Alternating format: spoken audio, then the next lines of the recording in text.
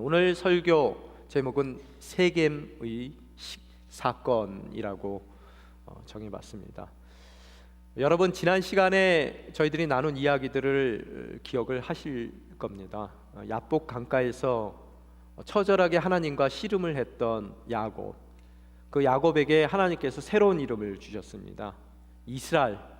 앞으로는 너의 이름을 야곱이라 하지 말고 이스라엘이라 하라라고 하나님께서 그 이름을 바꿔 주셨습니다.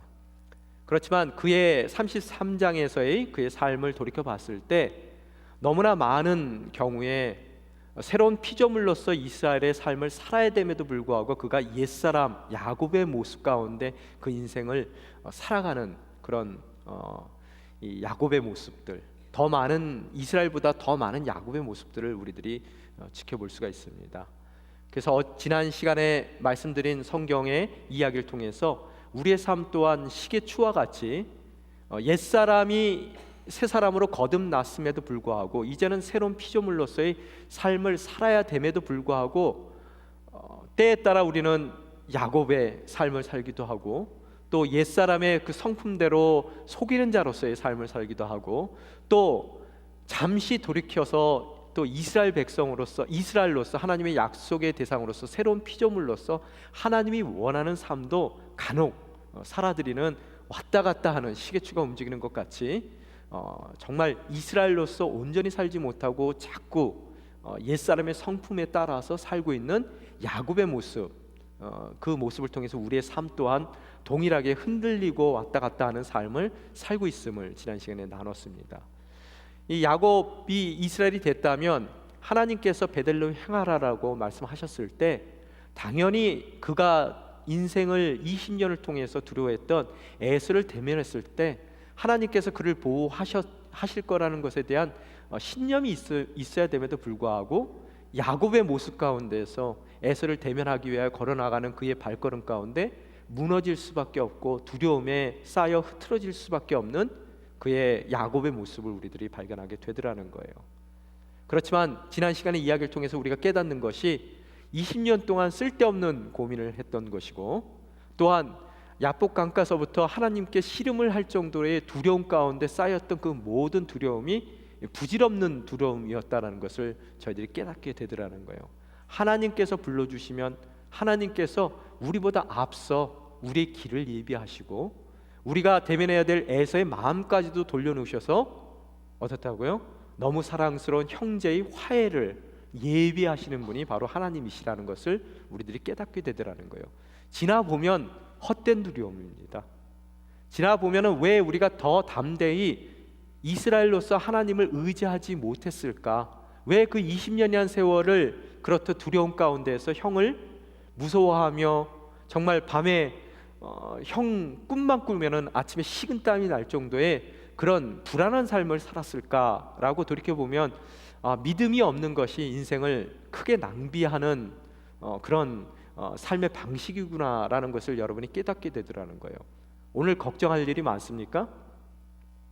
믿음이 여러분을 그 모든 걱정으로부터 담대한 하나님의 자녀로 만들어 놓으실 것입니다. 나중에 지나서 보면 쓸데없는 걱정을 한 것이고 또 쓸데없는 두려움 가운데 우리가 위축되는 것이고 또 우리가 믿음 가운데 왜 진작 하나님께서 원하시는 그 길을 담대하게 가지 못했는가를 우리가 후회하는 그런 날이 오게 되더라는 거예요. 하여간 그런 에서의 모습 가운데 하나님께서 모든 것을 예비하신다는 또 하나님께서 앞서 우리의 길을 여신다는 것을 알고 있으면서도 그가 야곱의 모습을 떨쳐내지 못합니다. 세일로 함께 가자는 에서의 그 초대에 응하지 못하고 또 그를 속이는 거짓말을 하게 되고 먼저 세일로 가 있으면 세일에 가서 형님을 만나겠습니다라는 거짓 약속을 한 이후에 그는 세일과는 정반대되는 북쪽에 있는 숫곳이라는 곳으로 캠프를 옮겨가더라는 거예요. 또 거기에 잠깐 머무는가 싶더니 이제는 요단강을 건너서 약속의 땅으로 들어가지만 그 약속의 땅 세겜에서 그가 세겜이라는 도시를 향해서 자기의 천막을 치고 그 다음에 거기서 제단을 쌓고 하나님께 제사를 드립니다. 그래서 오늘 20절에 33장 20절에 보면 그는 거기에 제단을 쌓고 그것을 엘로헤 이스라엘이라고 불렀습니다라고 33장의 모든 이야기가 맞춰지더라는 거예요. 여러분, 하나님이 불렀던 곳은 어디입니까? 하나님께서 부르신 하나님께서 자기를 아브라함에게 소개하실 때 뭐라고 소개하십니까? 베델의 하나님이라고 소개를 하세요. 그리고 너가 돌아가야 될 곳은 바로 그 소원이 이루어졌던 베델로 돌아가야 되는 것이고, 또한 더 나아가서 그 베델을 통해서 하나님께서 원하시는 그 아비의 집 헤브론, 브엘세바라고 불리는 바로 그 헤브론으로 돌아갔을 때 진정 이스라엘로서의 삶 가운데 필요한 모든 것을 하나님께서 그 인생 가운데 채워주신다는 것을 말씀하셨음에도 불구하고 그는 어디로 갑니까? 디투어해서 스콧으로 갔다가 어디로 간다고요? 세겜이라는 곳을 향해 그의 장막을 치더라는 거예요. 여러분, 세겜이라는 곳은 굉장히 세속적인 도시였습니다. 모든 것이 화려했어요. 많은 풍요가 그 땅 가운데 있었습니다. 아마 세겜에 오랫동안 머물렀는데요, 날짜 계산을 학자들이 해보니까 한 10여 년간 세겜에서 머물렀던 것 같아요. 그래서 33장 20절과 34장 1절의 사이에는 한 10여 년의 기간이 담겨 있습니다. 거기에 하나님께서는 아무 말씀 안 하시고 침묵하시는 그런 세겜에서의 한 10년의 세월이 거기에 숨겨져 있더라는 거예요. 꼭 이스마엘을 낳았을 때 13년 동안 이삭을 낳을 때까지 침묵하셨던 하나님과 같이 그의 세겜에서의 생활 가운데 하나님께서 침묵하신 것을 우리들이 바라볼 수 있습니다. 그러면 세겜, 그렇듯 세상적인 곳, 그래서 나의 만족을 줄 수 있는 곳이라고 생각되는 그곳을 향해서 장막을 치더라는 거예요. 성경에 보면 또 이런 장막을 친 사람이 하나 있죠. 누굽니까? 롯이죠. 소돔을 향해 장막을 치더라는 거예요. 그래서 장막만 친 것이 아니라 어떻다고요? 그곳에서 하나님께 제단을 쌓아 엘로헤 이스라엘, 하나님 이스라엘의 하나님이라는 제단을 쌓고 그곳에 이름을 그렇게 엘로헤 이스라엘이라고 짓더라는 거예요. 이 얘기가 뭐냐 하면 진정한 예배자고 제단을 쌓는 하나님의 약속의 대상이라면 지금 어디가 있어야 됩니까? 베델에 가 있어야 돼요. 최소한 베델을 향한 그의 발걸음이 있어야 된다는 거예요. 세겜을 향해서 그의 장막을 치는 것이 아니라 베델을 향해 그의 장막을 쳐야 된다는 거예요. 그럼에도 불구하고 그는 하나님이 원치 않는 그런 원하는 베델은 아닌 자신이 원하는 세겜을 향해서 그의 장막을 치고 그곳에 제단을 쌓더라는 거예요. 이 제단은 진정한 예배자로서의 제단이 아닙니다. 그냥 종교적인 모양을 가진 나의 만족을 위한 제단이고, 또 사람들이 보기에 내가 지금 현재까지도 신앙생활을 잘 하고 있다는 것을 보이기 위한 그런 제단이라는 거예요.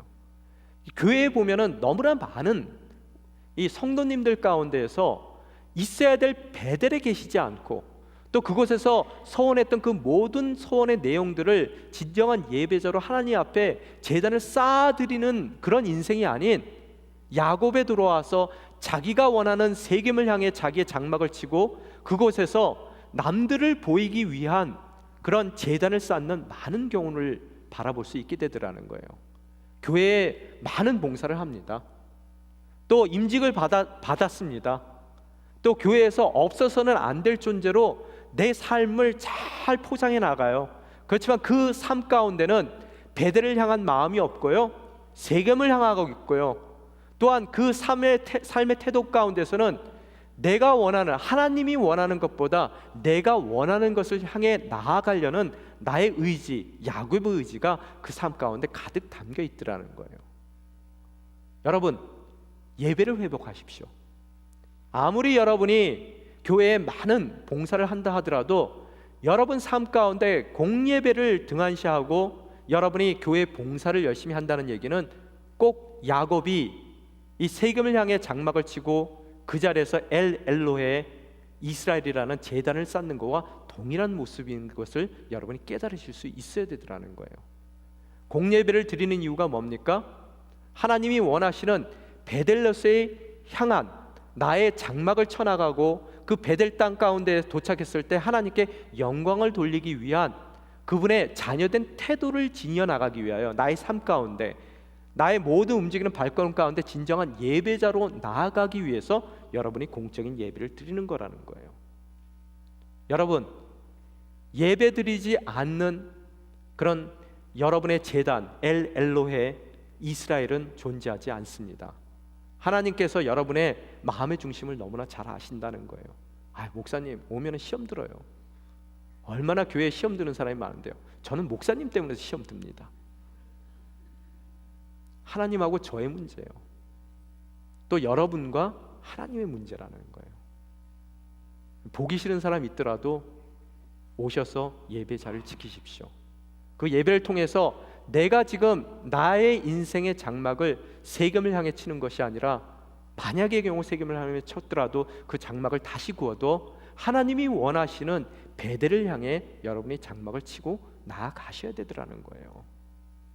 오늘 이렇듯 잘못된 장막의 방향으로 세겜을 향해 장막을 쳤던 야곱의 인생 가운데, 특별히 그들의 자녀들 가운데 어떠한 일들이 벌어졌는지를 오늘 34장의 말씀을 통해서 하나님께서 우리에게 말씀해 주시더라는 거예요. 자, 1절 읽겠습니다. 34절 4장 1절 시작. 레아와 야곱 사이에 태어난 딸 디나가 그 땅 여자들을 보러 나아갔습니다. 누구라고요? 디나예요. 누구의 딸입니까? 레아의 딸이에요. 더 딸이 있었는지에 대한 성경은 정확한 얘기는 없습니다. 아마 이 딸이 지금 현재로서는 이거 하나였던 것 같아요. 디나 하나였던 것 같아요. 근데 그 디나가 한 15살 정도 됐으리라 추정을 합니다. 세겜에서 오랜 시간을 보냈어요. 그렇지만 그가 어디를 지금 향해 나아가고 있다고요? 그 땅의 여인들을 보러 가고 있어요. 그 여인들이 어디 있습니까? 세겜 땅에 있더라는 거예요. 지금 세겜을 향해서 나아가는 디나의 모습을 바라볼 수가 있게 되더라는 거예요. 여러분 잊지 마십시오. 부모가 어디를 향해 여러분의 인생의 천막을 치느냐에 따라서, 여러분의 장막을 치느냐에 따라서 여러분의 자녀가 어디를 향해 나아가는지 그 나가는 방향이 결정되더라는 거예요. 오늘 여러분이 세겜을 향해 여러분의 장막을 쳤을 때 여러분의 자녀들이 나아가는 방향은 세겜일 수밖에 없더라는 거예요. 그래서 부모된 우리 삶 가운데 너무너무 중요한 것이 뭐냐면, 항상 그 약속의 근거에서 우리가 어디를 향해 장막을 쳐야 될지 여러분이 기도 가운데 늘 물으셔야 된다는 거예요. 물론 베델을 향해 나의 발걸음, 나가는 나의 발걸음이 늦어질 수 있어요. 피곤할 수 있습니다. 또 내가 이끌고 가는 모든 가축들이 새끼를 낳아 더뎌질 수 있는 과정은 될 수 있지만, 여러분이 잊지 마셔야 될 것은 여러분이 여러분의 장막을 쳐 나갈 때 그 치는 방향은 베델일 수밖에 없어야 된다는 거예요. 결단코 여러분이 아무리 거기에 엘 엘로헬 이스라엘의 제단을 쌓는다 하더라도 여러분의 장막을 펼친 그 방향이 세겜이라면, 오늘 디나 이야기와 같이 여러분의 자녀들이 나아가는 그 방향은 세겜일 수밖에 없다는 것을 여러분이 깨달으실 수 있어야 되더라는 거예요. 오늘 그 디나가 그 세겜 성에 있는 여인들과 함께 만나기 위하여 그것을 향해 나아가고 있더라는 거예요. 오늘 2절에 보면은 그 디나에게 나온 사건이 있습니다. 함께 읽겠습니다. 시작. 그런데 히윗 사람 하몰의 아들이자 그 지역의 추장인 세겜이 그녀를 보고 데려가 그녀를 강제로 범하고 더럽혔습니다. 여기에 보면 또 다른 한 인물이 나오는데, 세겜 그 성읍의 마을의 이름과 동일한 하몰의 아들, 그 당시에 그곳에서 가장 권력자였고 유력한 사람이었던 그 추장의 이름이 언급됩니다. 그 세겜이 어떻게 했다고요? 세 가지의 동사가 나옵니다. 첫 번째, 보고 데려가서 어떻게 했다고요? 강제로 범하고 더럽혔다라고 나오고 있습니다. 영어 성경에 보면은 saw, took, raped 세 개의 동사로 표현이 되어 있더라는 거예요. 무슨 얘기입니까? 보았고 자기의 욕망을 채워줄 수 있는 대상이라고 생각하기에 데려갔고, 데려가는 것으로 끝나는 것이 아니라 강제로 그녀를 겁탈하는 사건이 일어나게 되더라는 거예요. 그죠? 그런데 3절에 보니까 그런 성범죄자의 모습과는 다른 그런 세겜의 모습을 바라볼 수 있습니다. 3절 읽겠습니다. 그는 야곱의 딸 디나에게 깊이 끌려 그녀를 사랑하고 부드러운 말로 그녀를 위로했습니다 라고 써 있어요. 사랑한다는 거예요. 영원히 그에게 끌려요. 그러면서 부드러운 말로 그녀를 위로했다는 거예요. 병 주고 약 줍니까? 그죠? 성경에 보면은 이렇듯 성범죄를 저지른 또 하나의 유명한 케이스가 있죠. 암논이죠. 암논 같은 경우는 그의 여동생을 범하고 나서 어떻다고요? 정말로 그 전까지는 흠모해서 잠을 못 이루었지만 범한 이후에는 그녀를 멀리하는 모습을 볼 수 있습니다. 같은 성범죄자라도 이 성범죄자는 좀 나은 편이죠. 그죠? 병 주고 약 주고. 그리고 더 나아가서 4절에 보니까 뭐라고 써 있습니까? 세겜이 자기 아버지 하몰에게 말했습니다. 이 소녀를 제 아내로 맡게 해주십시오라고요. 결혼시켜 달라는 거예요. 여러분 이렇게 생각을 해보면은 어떻게 보면은 어떤 분들은 그러시더라고요. 이걸 로맨틱한 이야기라고 얘기하시더라고요. 정말로 로맨틱합니까? 여기에 결혼 안 하신 여자분들 잘 들으세요. 세겜과 같은 남자와 결혼하면 안 됩니다. 여러분 이 사람의 결혼관 자체가 문제라는 거예요. 특히 이 하몰이라는 사람 자체가 크게 문제 있는 아버지입니다. 이들의 사고 가운데, 가치관 가운데, 세계관 가운데 뭐가 존재하냐면요, 내가 원하는 것, 나의 욕심을 채워줄 수 있고 나의 필요를 채워줄 수 있는 것이라면 그 어떤 것도 내가 갖고 있는 힘으로, 권력으로, 돈으로 얻고야 말겠다라는 그런 세상적인 마인드 가운데 가득 차 있는 사람들이라는 거예요. 여러분 히브리 개념 가운데 남녀 간의 사랑은 세 가지 단어가 있습니다. 첫 번째 단어가 아하브라는 단어예요. 두 번째 단어가 라야라는 단어고요. 세 번째 단어가 도드라는 단어입니다. 그래서 남녀 간의 관계를 뜻할 때 이 세 가지의 사랑이 체계적으로 하나하나 단계적으로 이루어져 가야지 온전한 사랑이라고 이 성서는 이야기를 하고 있더라는 거예요. 그게 아하브라는 뜻이 뭐냐 하면 쉽게 얘기하면은 프렌드십이에요. 그게 남녀 간의 사랑이 싹트기 위해서는 여러분 많은 그런 대화가 있어야 돼요. 그 사람과 이야기하고 만나고 이야기를 하다 보면은 한 시간이 어떻게 지나갔는지 모르고 또 헤어질 때 뭐라 그래요? 실컷 3-4시간 이야기해놓고 헤어지면서 뭐라 그래요? 못다한 얘기 집에 가서 하자 그러고 뭐 그런 대화의 관계가 있어야 되더라는 거예요. 그래서 처음에 남녀 간의 관계도 우정이 프렌드십 가운데 세워져 나가야 되더라는 거예요. 너무 만나고 싶고 만나면 즐겁고 또 큰 위로가 서로가 되고 그런 관계가 먼저 형성이 돼야 되더라는 거예요. 그런데 그들 모두가 남녀의 관계로 발전하지는 않습니다. 그렇게 해서 서로에게 큰 위로가 되고 프렌드십이 잘 형성됐을 때, 아하브가 형성됐을 때 그 다음으로 넘어가는 것이 라야예요. 라야. 그것은 한마디로 얘기하면 커미트먼트입니다. 자꾸 책임져 주고 싶은 거예요. 이제는 정말로 저 사람의 아픔이 내 아픔이 되고 또 내가 더 아프더라도 그 사람이 안 아프기를 원하는 그런 마음들이 생기더라는 거예요. 정말로 상대방을 정말 내가 책임져 주고 싶은 마음이 생기는 거예요. 그 마음이 생겼을 때 어떻게 된다고요? 부모에게 찾아가서 저 여자를, 저 소녀를 내 아내로 얻게 해주십시오가 돼야 되는 거예요. 그 후에 뭐가 있습니까? 도드가 있는 거예요. 도드는 뭡니까? 하나님의 말씀 가운데서는 육체적인 사랑도 굉장히 중요시 여깁니다. 그 이후에 육체적인 사랑이 있을 때 그 육체적인 사랑이 앞에의 아하브라는 사랑과 라야라는 사랑이 늘 꺼지지 않고 불이 붙어서 헐헐 탈 수 있도록 뭐예요? 휘발유적인 그런 역할을 해주는 것이 바로 육신의 사랑, 도드라는 거예요. 그런데 우리들의 이 세상적인 남녀 간의 사랑의 문제가 뭐냐 하면요, 욕심을 채우기 위해서 도드의 사랑을 먼저 하더라는 거예요. 그래서 그것이 그 인간의 육신의 욕정을 사람과 잘못 착각하고 살더라는 거예요. 그래서 젊은이들 가운데서 도드의 사랑을 앞에 아하브와 라야의 사랑을 정말 고려하지 않고 도드의 사랑으로 그 인생 가운데 모든 것이 다 이루어졌다라고 생각하는 경우가 있더라는 거예요. 아니라는 거예요. 그런 사랑은 오래가지 못합니다. 또한 결혼하신 대부분의 여기 앉아 있으신 여러분의 문제는 뭐냐 하면 처음에는 그렇듯 도두의 사랑에 심취해 계시다가 나중에 나이가 들면 들수록 어떻게 됩니까? 나중에 40대, 50대가 되면 뭐만 남아요? 프렌드십도 없습니다. 커미트먼트만 남습니다. 그냥 살아야 되는 거예요. 그래서 그 가정 가운데 부부의 관계가 유지되기가 어렵더라는 거예요. 각방 쓰지 마세요. 한 침대를 쓰는 것이 성경적인 부부의 모습입니다. 그래서 하나님께서 그렇게 말씀하시는 거예요. 오늘 그런 순서가 있는데도 불구하고 이들은 어떻다고요? 도두를 추구했어요. 어떤 방식으로요?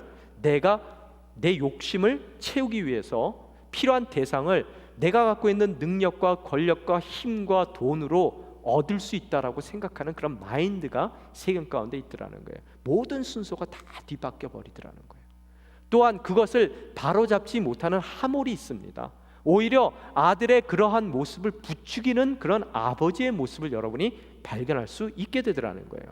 그 모든 것이 자녀의 삶을 망치더라는 거예요. 그 자녀의 삶만 망치는 것이 아니라 자기조차도 망쳐지는 삶을 살 수밖에 없는 것을 오늘 이 2절과 4절 통해서 우리는 깨닫게 되더라는 거예요. 그러고 나서 5절에 보니까 야곱의 얘기가 등장합니다. 5절 같이 읽겠습니다. 시작. 야곱은 세겜이 자기 딸 디나를 더럽혔다는 말을 들었습니다. 그러나 자기 아들들이 가축들과 함께 나가 있었으므로 아들들이 돌아올 때까지 그는 뭐하고 있었다고요? 잠잠히 있었습니다. 여러분, 이 아버지의 모습이 이해가 됩니까? 어찌 잠잠히 있을 수가 있어요? 물론 어떤 학자들은 그러시더라고요. 이 잠잠이라는 단어가 그 하렛이라는 동사에서 나온 건데, 하렛이라는 그 동사 자체가 잠자코 있다, 귀먹게 하다라는 의미예요.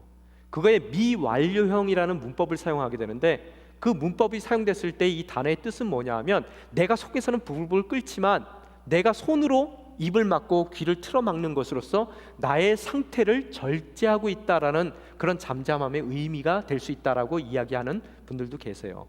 그렇지만 하여튼 간에 이 시점에서 아버지는 잠잠할 수가 없습니다. 어찌 이렇게 잠잠할 수 있을까? 성경을 읽으면서 이 한탄스러운 생각이 들 수밖에 없더라는 거예요. 그런 아들에 비해서 6절에 보니까 뭐라고 써 있습니까? 세겜의 아버지 하몰은 어떻게 했다고요? 청혼하려고 야곱에게 왔습니다 라고 써 있어요. 여러분, 두 아버지의 모습이 보입니까? 하나는요, 정말 잠잠히 반성하고 있어야 될 아버지는 어떻다고요? 아들의 그 원하는 것을 얻어주기 위해서 당당한 모습으로 지금 왔습니다라고 써 있지만 그 원래 단어를 살펴보면 야짜라는 단어거든요. 그것은 나간다는 뜻이에요. 이 얘기가 뭐냐면은 자기는 성읍 안에 살았단 말이에요. 그렇지만 아무리 돈이 많고 가진 것이 많더라도 야곱은 이방이기 때문에 성 저 멀리 살고 있어요. 그 외진 곳으로 나아갈 때 어떠한 마음이 있어요? 무시하는 마음이 있단 말이에요. 그죠? 내가 너보다는 훨씬 낫다라는 마음을 갖고 나아가는 당당한 아버지의 모습을 볼 수 있어요. 좋다는 얘기 아닙니다. 그렇지만 한편 당할 거 다 당하고 자기 딸이 그렇게 밟혔는데도 불구하고 어떻다고요? 잠잠히 입 다물고 있는 아버지의 모습을 볼 수가 있더라는 거예요. 아버지가 왜 입 다물고 있었습니까? 야곱이? 여러분, 이 야곱의 모습 가운데서 우리의 모습을 살펴봐야 돼요. 지금 장자의 축복을 받은 자로서, 그 집안의 가장으로서, 제사장으로서 약속의 성취를 이루어 나가는 가장 중심되는 그 가문의 제사장으로서의 삶을 그가 살아야 됨에도 불구하고 모든 그의 의무를 아들들에게 전가하려는 그의 모습을 바라볼 수 있게 되더라는 거예요. 물론 나이가 먹었어요. 그래서 거동하기도 어려웠을 수도 있습니다. 그렇지만 자기의 할 일들은 자기가 해야 되는 것이 그 가정의 제사장으로서의 아버지들의 모습이라는 거예요. 이것을 하나님께 갖고 나아가서 기도를 하든지 말씀 가운데 근거해서 어떠한 대책을 내가 세워나가야 될지 아버지들이 이 시간에 아무리 어렵다 하더라도 결단하고 나가셔야 되더라는 거예요. 근데 그는 아들들이 들어오기를 기다렸고 아들들에게 그 모든 제사장으로서의 직분을 넘기는 그런 아버지로서의 역할 가운데 해야 될 일들을 피해 나가는 모습들을 바라볼 수 있게 되더라는 거예요. 어제 이 글을 읽으면서 참 마음에 와닿는 것이 많았어요. 한 아버지로서 저도 집에 들어가면은 아내가 그래요. 아들한테 이런 일이 있는데 아들한테 아버지로서 또 하나님의 말씀 가운데 아들을 좀 치유하라고 얘기를 해요. 그럴 때 아버지들 어떻습니까? 제 모습을 감감히 생각해보니까 잠잠히 있더라고요. 왜요? 피곤해요. 아유, 알아서 해, 알아서. 나 피곤하다 지금. 정말로 그 자녀를 나의 인생 가운데 청지기로서 맡겨주셨음에도 불구하고 내가 해야 될 가장으로서의 또 그 집안의 제사장으로서의 직분을 다른 이들에게 토스하는 저의 모습을 발견하고 오늘 나의 모습이 이 야곱의 모습이 아닌가 어제 회개했습니다. 아마 여기 앉아 계신 많은 아버지들이 찔릴 거예요. 저희들은 죽더라도 저희가 가장으로서 그 가정의 제사장으로서 불러주신 그 일들을 온전히 이루어 나가야 돼요. 그랬을 때 오늘 벌어지는 모든 사건의 비극들이 여러분의 그 결정을 통해서 막아질 수 있는 그런 귀한 역사가 우리 인생 가운데 가능하더라는 거예요. 그렇지만 이 세겜의 아버지 하몰 정말 마음에 안 들어요. 당당하게 찾아옵니다. 그리고 결혼시키재요. 오늘 하는 얘기도 뭡니까? 여러분, 그 결혼시키자는 그 사람을 바라보며 7절에 보니까 야곱의 아들들의 모습이 나와요. 어떻게 됐다고요? 여러분 함께 읽겠습니다. 7절 먼저 시작. 그때는 야곱의 아들들이 소식을 듣고 들에서 돌아와 있었습니다. 그들은 세겜이 강제로 범해 이스라엘에게 수치스러운 일, 곧 해서는 안 될 일을 세겜이 행한 것 때문에 괴로워하고 분노했습니다. 그들이 분노했어요. 괴로워했단 말이에요. 그런데 왜 괴로워했어요? 해서는 안 될 일을 했기 때문에 거기에 대한 분노가 있었단 말이에요. 오늘 이게 중요한 키입니다. 여러분이 오늘 이하에 나오는 모든 사건들을 이해하는 가장 키워드예요. 이게요. 해서는 안 될 일을 행한 것 때문에 분노했다. 그러면서 하몰이 대답했어요. 여러분 찾아왔으면 지금 누가 해야 될 얘기가 많아요? 야곱이 해야 될 얘기가 많습니다. 여러분 읽다 보면 30절까지 야곱은 한마디도 안 합니다. 자기의 그 가장으로서의 모든 그런 책무를 회피하는 그의 모습을 바라볼 수 있게 되더라는 거예요. 이 하몰은 얘기합니다. 그들에게 말했어요. 8절에 뭐라고 얘기합니까? 같이 읽겠습니다. 제 아들 세겜의 대개 따님을 사랑합니다. 대개 따님을 제 아들에게 아내로 주시기를 부탁합니다. 9절이요. 대개 가문과 우리네 사이에 통혼합시다. 대개 따님을 저에게 주시고 저희 딸을 데려가십시오. 여러분 무슨 소리입니까? 여러분 읽으시면서 하몰이 입을 열 때 처음에 나와야 될 문장이 뭐라고 생각하세요? 죄송합니다. 제가 자식을 잘못 키웠군요. 안 그렇습니까? 근데 여러분 읽으시면서 오늘 참 마음이 아픈 게 뭐냐 하면은 이들의 대화 가운데 오빠들의 대화도 마찬가지예요. 그 어디도 디나에 대한 사과가 하나도 나오질 않아요. 너무나 당당한 하몰을 바라볼 수 있습니다. 이게 세상이에요. 여러분 이렇게 당당할 수 있는 이유가 뭔지 아세요? 와서 그러는 거예요. 성문 앞을 나오면서 저기 살고 있는 야곱을 바라보면서 니네들 오늘 로또 맞았다. 그러고 오는 거예요. 무슨 얘기인지 이해가 안 되세요? 제가 예전에 교통사고를 당해서 한국에서 병원에 잠깐 있는데 거기 한 분이 뭐 나이롱 환자? 그런 한 분이 그러시더라고요. 너무 좋아해요. 왜 그런가 얘기를 들어봤더니 아주 고급 외제차에 바친 거예요. 여러분 그 상황이 이해가 되십니까? 아직도 잘 이해가 안 됐어요. 여러분 옆집에 엄친 딸이 있어요. 얼굴도 예쁘고 공부도 잘해요. 늘 별로 마음에 안 들어요. 근데 걔가 무슨 일을 당했대요. 그래서 야, 그런 애가 그런 일을 당하는구나. 그래서 약간 속으로는 기쁜 마음이 있었어요. 그런데 며칠 지나다 보니까 앞에 리무진이 와요.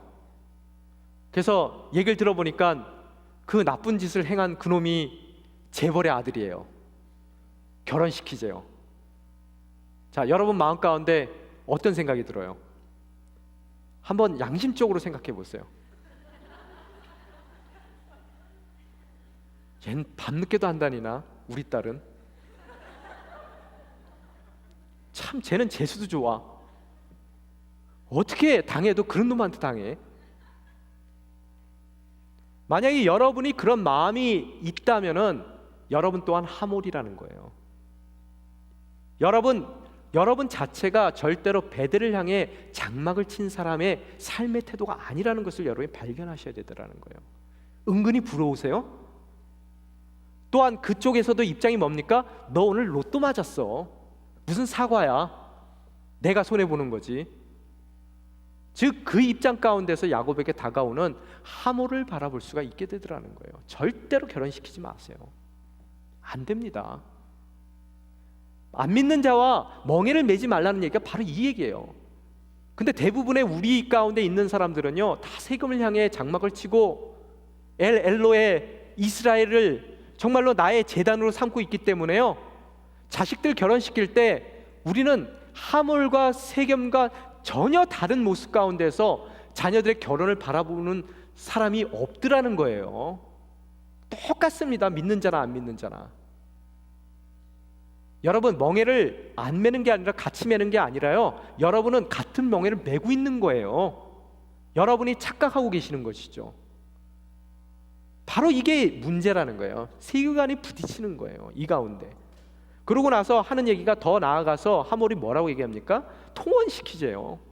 여러분, 함께 통혼, 자폰을 시키자는 얘기는 무슨 얘기입니까? 하나님의 언약으로부터 멀어진다는 얘기예요. 여러분, 아브라함이 자기의 엘리에셀을 통해서 이삭의 신부를 구할 때 그 마음 가운데 한 가지 있었던 그의 아들의 결혼의 목적이 뭡니까?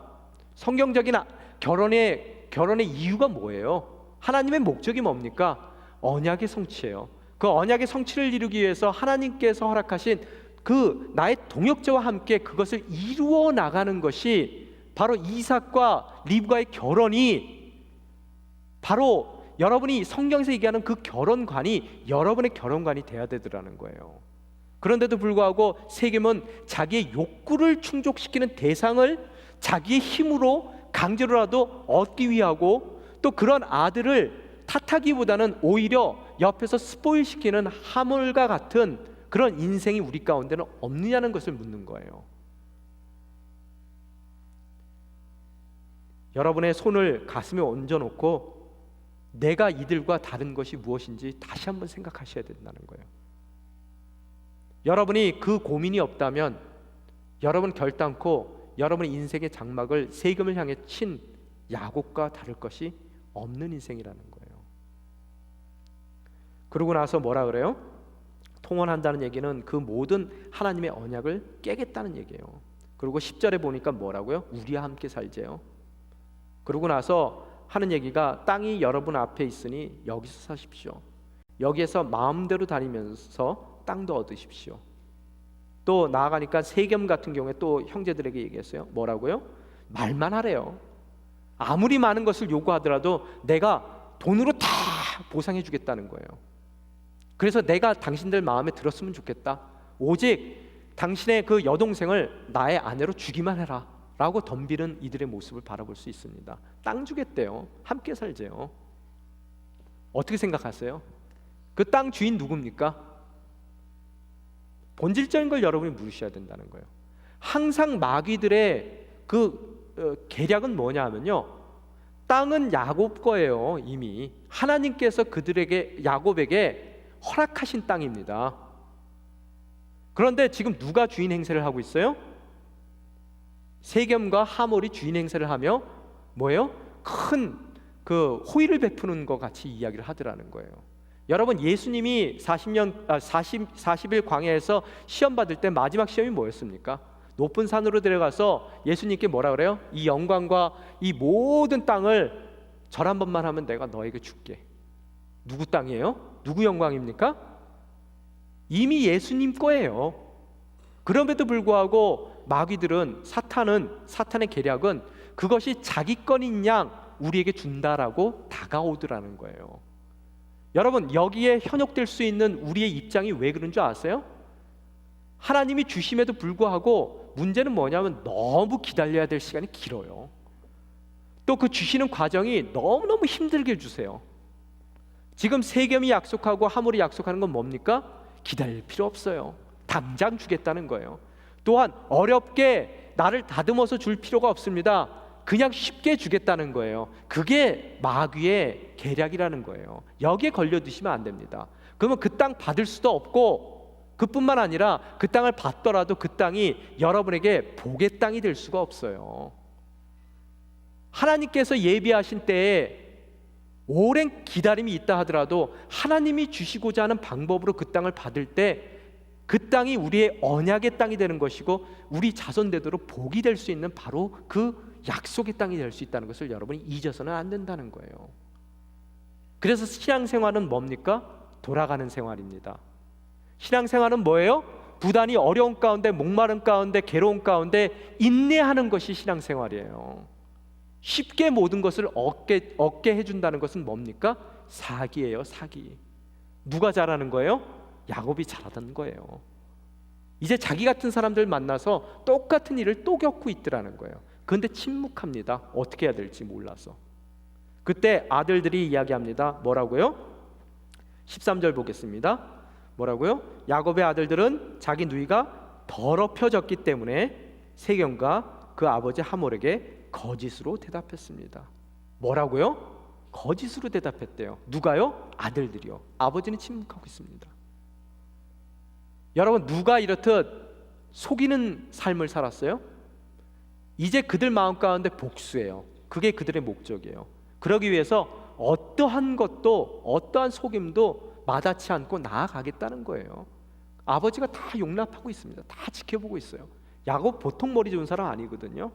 그 아들들이 왜 거짓 대답을 하는지 누구보다도 더 잘 알고 있어요. 근데 입 다물고 있습니다. 여러분, 입 다무는 것도 때로는 거짓입니다. 속이는 거예요. 여러분이 잊어서는 안 된다는 거예요. 입 다물고 있습니다. 그래놓고 거짓으로 대답하는데 뭘 거짓으로 대답하고 있어요?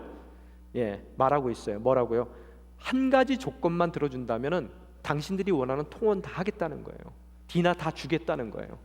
우리와 한 민족을 이뤄서 잘 살아보자라고 얘기를 합니다. 뭐예요? 조건이? 할례 받으라는 거예요. 여러분, 이 할례가 뭡니까? 약속의 대상으로서 가장 중요한 증표예요. 가장 거룩한 표시입니다. 지금 이들은 어떻게 사용하고 있어요? 그 할례를요? 자신들이 원하는 복수를 하기 위해서, 하나님이 원하시지 않는 그 가증한 일을 위해서 하나님께서 허락하신 가장 귀한 것을 사용하고 있더라는 거예요. 정말로 세겜을 향해 장막을 친 그 가정 가운데 자녀들의 모습을 여러분이 보시라는 거예요.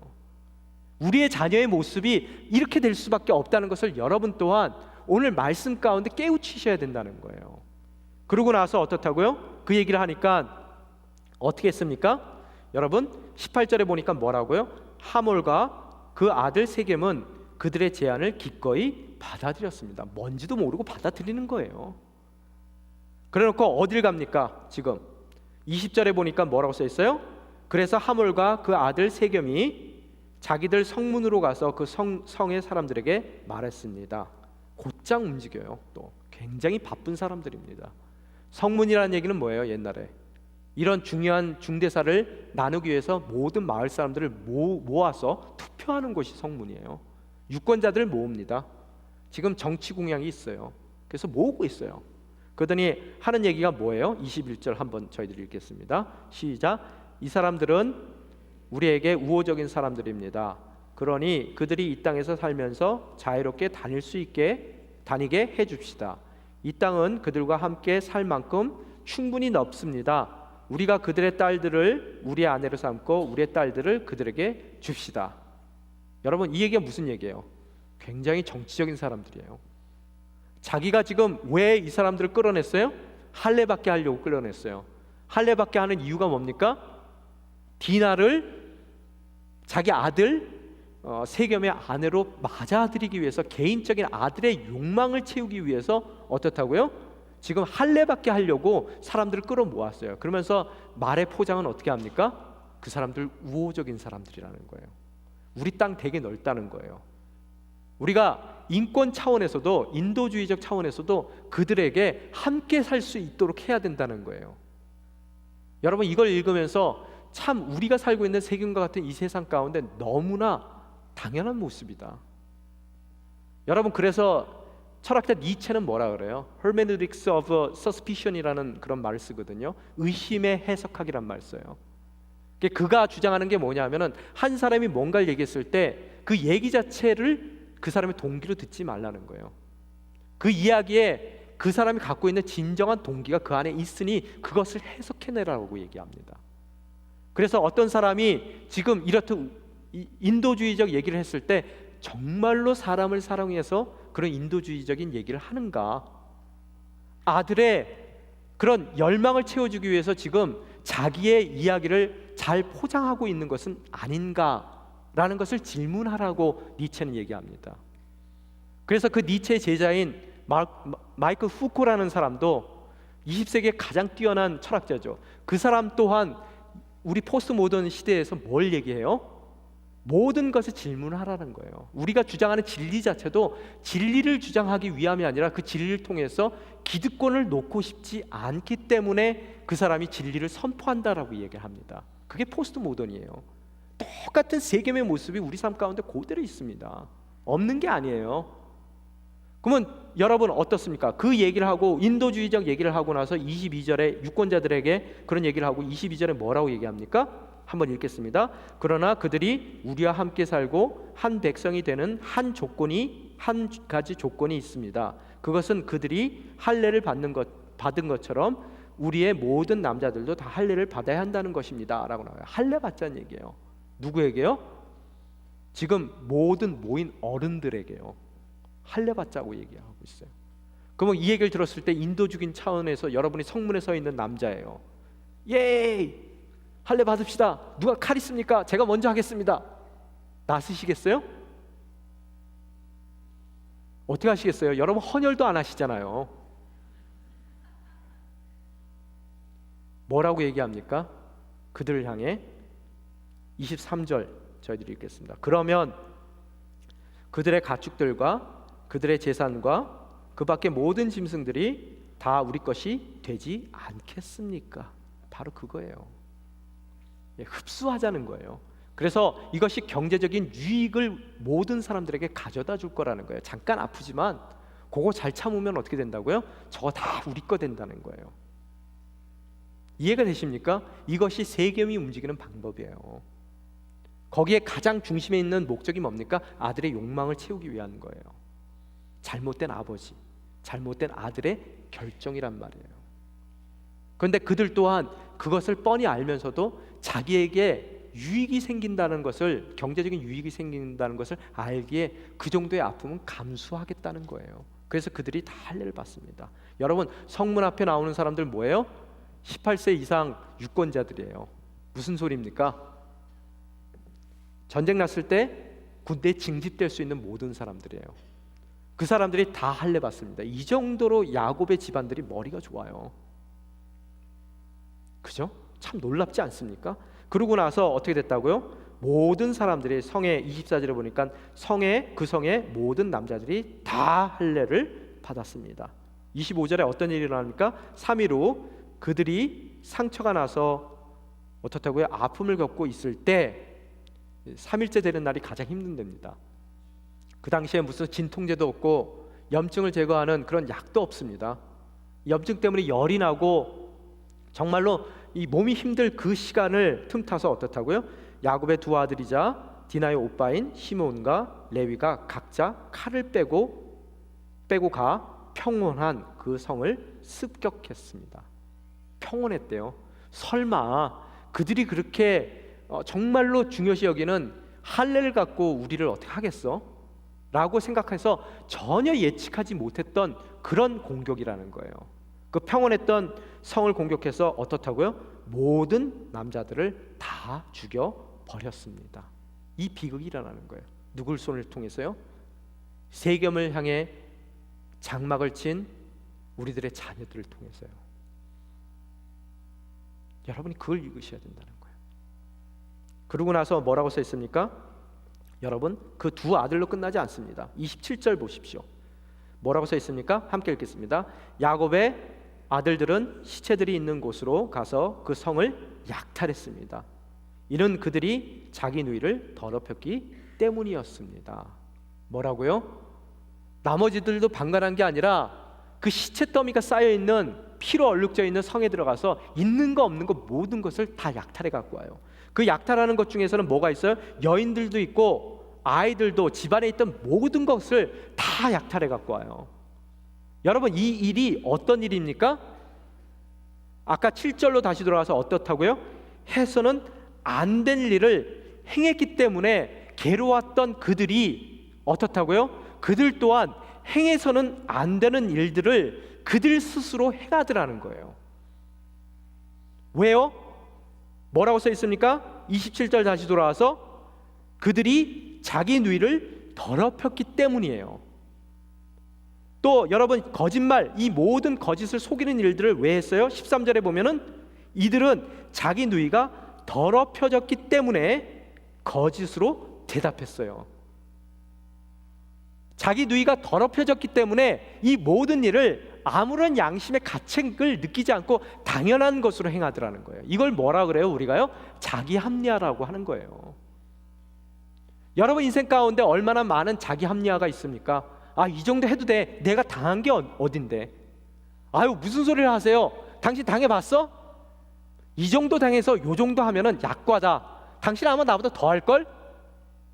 이 정도 해서 요 정도 했으면은 정말 난 성인이다. 뭐예요? 자기 합리화라는 거예요.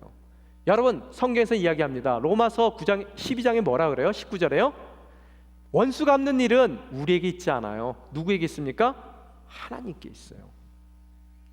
여러분, 악을 이기는 것은 선이라고 했습니다. 여러분이 그 악을 되갚는 것으로서 그 악이 갚아지는 것이 아니에요.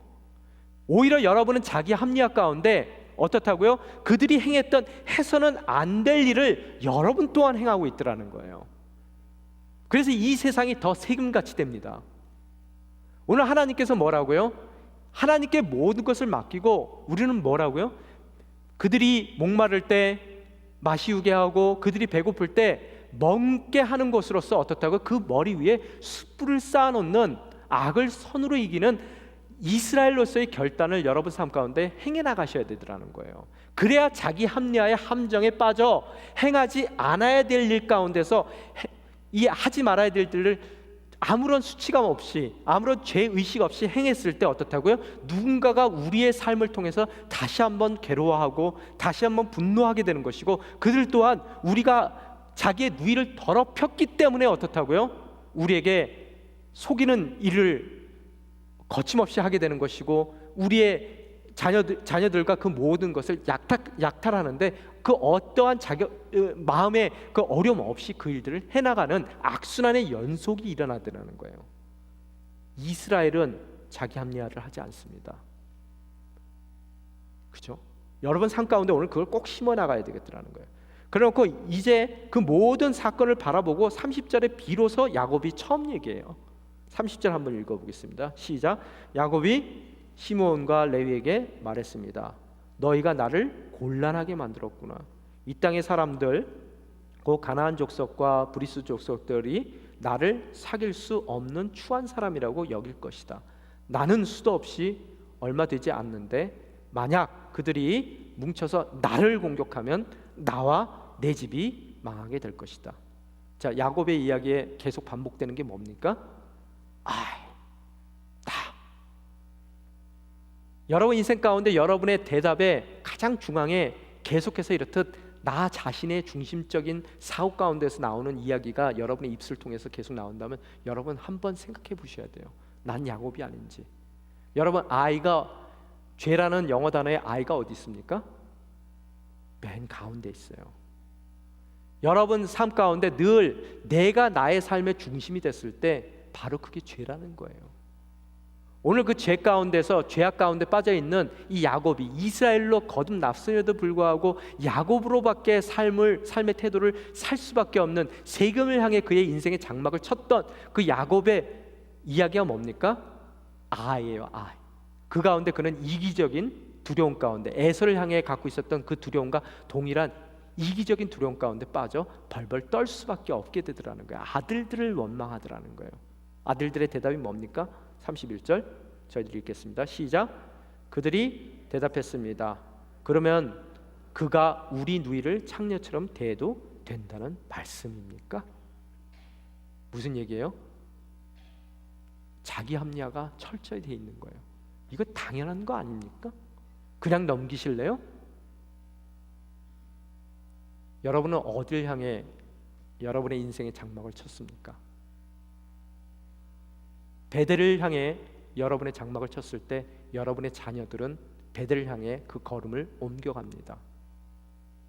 여러분이 만약의 경우 오늘 이 시간 세겜을 향해 여러분의 장막을 쳤다면 여러분의 자녀들은 틀림없이 세겜을 향해 그 발걸음을 옮겨갈 것입니다.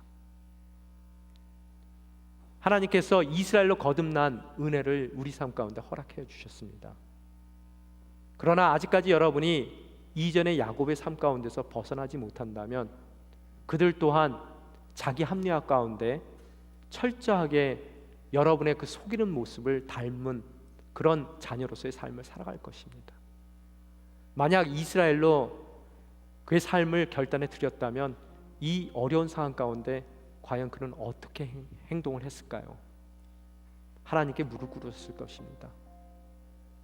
하나님께 울며 그 어려운 사정을 하나님께 내려놨을 거예요. 만약에 그 가운데 원수가 갚을 일이 있다면 하나님께서 갚아주실 것이라는 것에 대한 믿음을 갖고 비록 아픈 상처지만 눈물을 닦고 자기가 쳐놓은 모든 장막을 다시 거두어 베델을 향해 쳐나갔을 거예요. 그랬을 때 그 인생 가운데 회복이 가능해지는 거예요. 돌이킴이 가능해지더라는 거예요. 오늘 여러분, 우리의 삶은 어떻습니까? 여러분이 향하고 있는 인생의 궁극적인 목적지가 어디냐는 거예요. 언약을 향해 나아가고 있습니까? 하나님의 그 나라와 의를 실현하기 위해서 정말 부단히 열심히 옮겨가는 그 부모의 발걸음을 자녀들 삶 가운데 보여주고 계시냐는 거예요. 세경 가운데 여러분이 제단을 쌓아서 엘로헬 이스라엘이라고 부르며 그 제단의 자리에서 종교의 무늬만을 갖고 여러분이 원하는 그런 예배자로서 여러분의 삶 가운데 정말 무늬만 기독교인으로서 살고 있으시냐는 거예요. 예배가 회복돼야 됩니다. 주님, 우리의 삶 가운데 당신의 권능의 손을 더듬혀 주시사 세겜을 향해 장막을 칠 수밖에 없는 우리 인생들 주님 붙잡아 주시옵소서. 다시 한번 베델을 바라보며 우리의 모든 삶의 포커스를 당신이 원하시는 삶의 목적에 맞춰 드릴 수 있는 귀한 거룩한 구별된 백성이 될 수 있게 도와주시옵소서. 함께 기도하며 나아가실 이 시간 되기를 원합니다. 주님, 우리를 붙들어 주시옵소서. 연약합니다. 야복강가에서의 그런 영적인 저희들 정말 주님을 만나 대면했던 경험이 있음에도 불구하고 저희들 그 주님을 의지하지 못해서 옛사람에 속해 야곱과 같은 그런 실수를 범하는 인생을 살고 있습니다. 그러나 그 야곱 같은 인생 버리시지 않는 주님이시라는 것 저희들이 너무나 잘 알고 있습니다. 그런 연약하고 또 뒤로 뒷걸음질 할 수밖에 없는 우리 인생들 주님께서 강권적으로 붙들어 주셔서 진정 이스라엘로서의 삶을 살 수 있게 도와주시옵소서. 우리의 가장들이 진정 그 가정의 제사장으로서 그 모든 책무를 감당할 수 있도록 그들에게 기름 부으심을 허락하여 주시옵소서. 또한 우리가 베델을 향해 장막을 쳐나갈 때 우리 자녀들 가운데 그 모든 발걸음이 베델을 향한 믿음의 자녀들로서 양육될 수 있도록 우리를 사용하여 주시옵소서. 함께 기도하며 나아가시겠습니다. 아버지 하나님.